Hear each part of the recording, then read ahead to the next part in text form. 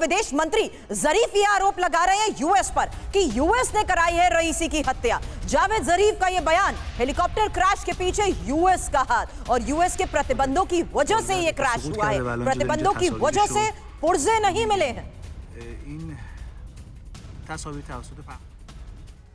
तो देखिए, अब ये थ्योरी सामने आ रही है, रईसी को अमेरिका ने मारा। ईरान की तरफ से ऐसा क्यों कहा गया? ईरान के पूर्व मंत्री ऐसा दावा क्यों कर रहे हैं? इसकी दरअसल कई वजह हैं। वो वजह अब हम आपके सामने रखने जा रहे हैं। हेलीकॉप्टर हादसा हुआ और प्रतिबंध की वजह से यूएस ने जो तमाम सैंक्शंस लगा रखे हैं वो इसके पीछे वजह बताई जा रही है। हेलीकॉप्टर हादसे के पीछे अमेरिका का हाथ। पहली वजह प्रतिबंध की वजह, हेलीकॉप्टर का मेंटेनेंस नहीं हो पाया। और इसके पीछे रीजन क्या था? क्योंकि अमेरिका ने कई तरह के सैंक्शंस लगा रखे हैं। बैन की वजह से हेलीकॉप्टर के पुर्जे नहीं मिले, ये वजह बताई जा रही है और इसी आधार पर यह दावा किया जा रहा है कि देखिए अमेरिका इसके लिए जिम्मेदार है। बिल्कुल, और खास बात यह है कि ईरान पर अमेरिका के आर्थिक, व्यापार और सैन्य प्रतिबंध जो है उसी आधार पर कमर आगा सर आपसे सवाल करूंगी, क्योंकि ईरान के बेड़े में ही ज्यादातर विमान दशकों पुराने जरूर बताए जा रहे हैं, लेकिन यह इंपॉर्टेंट है कि यूएस मेड इसी बेल 212 में सवार होते हुए राष्ट्रपति का यह हेलीकॉप्टर क्रैश हो जाता है, जहां रईसी 40 साल पुराने इसी बेल हेलीकॉप्टर में सवार थे। और उसकी मेंटेनेंस के आधार पर भी अगर आज ये दावे और सवाल यूएस पर खड़े किए जा रहे हैं,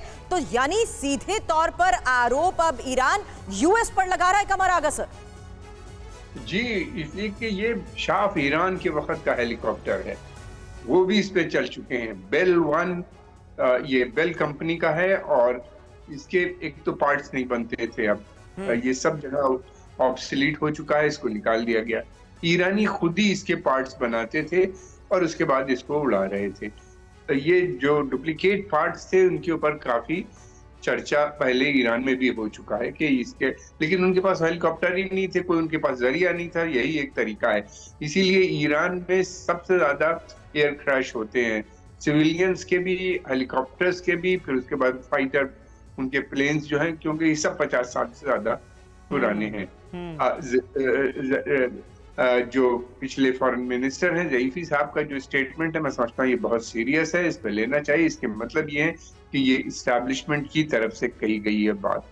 अब देखना ये है क्या ईरान इस पे किस तरह से रिस्पॉन्स करता है, किस तरीके से वहाँ की गवर्नमेंट इस मसले को ऊपर उठाती है, ये आने वाला। लेकिन आगा साहब, फिर सवाल ये भी तो खड़ा होता है ना कि अगर ईरान में हालात ऐसे हैं, एयरक्राफ्ट इतनी बदतर हालत में थे, कल पुर्जे मिल नहीं रहे थे, मेंटेनेंस हो नहीं रही थी, तो राष्ट्रपति को ऐसे हेलीकॉप्टर से भेजा ही क्यों गया? उनकी जान मुश्किल में क्यों डाली गई?